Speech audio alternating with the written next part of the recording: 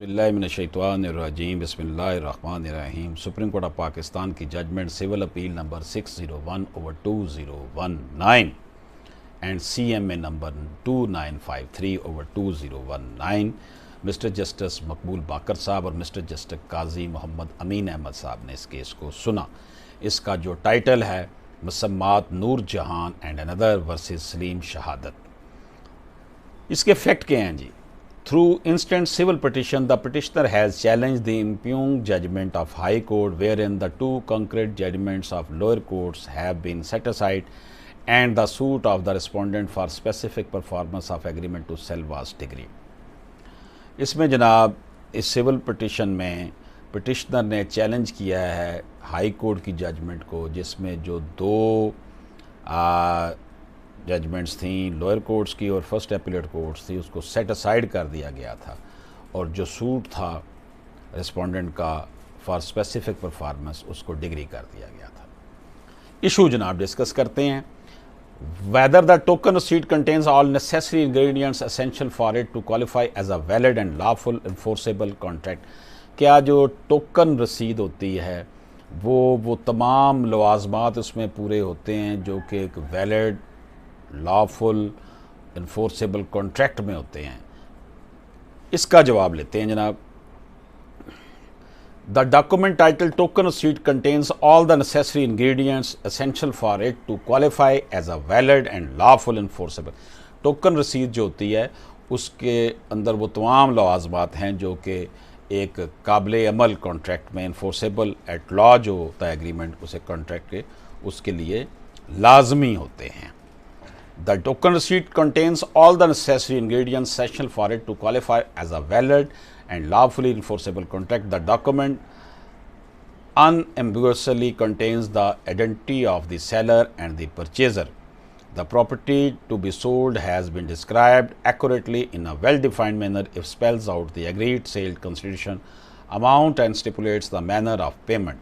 यानी कि जो टोकन रसीट है उसमें लेन देन का, पैसे कितने होंगे, कितनी प्रॉपर्टी होगी, उसका जिक्र होता है। The token receipt was in itself a complete and a lawful enforceable agreement to sell, ये करार दिया गया है जी।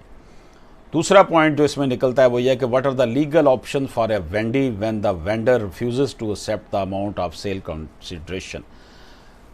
जो वेंडर है, ज़मीन बेचने वाला, जब वो ज़मीन की रकम जो बकाया है वो उसे लेने से इनकार कर दे तो जो ख़रीदार है, वेंडी है, उसकी लीगल पोजीशन क्या होगी, उसके लिए लीगल ऑप्शंस क्या होंगे?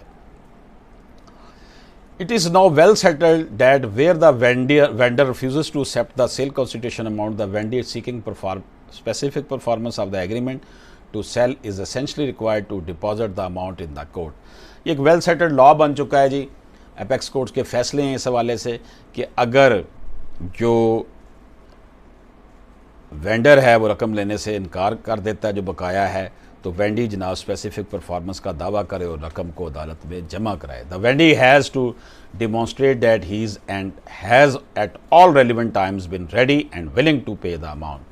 वेंडी को, खरीदार को ये साबित करना होगा कि वो हर वक्त तैयार है, तैयार था और तैयार रहेगा कि वो रकम बकाया देने को तैयार है। The vendee has to demonstrate his willingness and to show the availability of the amount with him, कि उसके पास रकम है। जब उसने अदालत में जमा करा दी तो फिर तो क्लियर हो गया ना। A vendee can not seek enforcement of reciprocal obligation of the vendor unless he is able to demonstrate not only his willingness but also his capability. तीसरा पॉइंट जो उठाया गया वो ये था कि whether it is necessary to place the document in original on file और if it is lost what procedure has to be followed. अगर ओरिजिनल डॉक्यूमेंट्स लगाना ज़रूरी है फाइल में, या अगर वो गुम हो चुके हैं तो फिर क्या प्रोसीजर होगा? It is necessary to place the document in original on file और of it lost can produce a photocopy after proving its loss. तो उसको जो फाइल जब केस दायर करना है तो ओरिजिनल डॉक्यूमेंट साथ लगाए जाएं, अगर वो नहीं हैं तो फिर उसकी इजाज़त लेकर उसकी फ़ोटोकॉपी लगाई जा सकती है।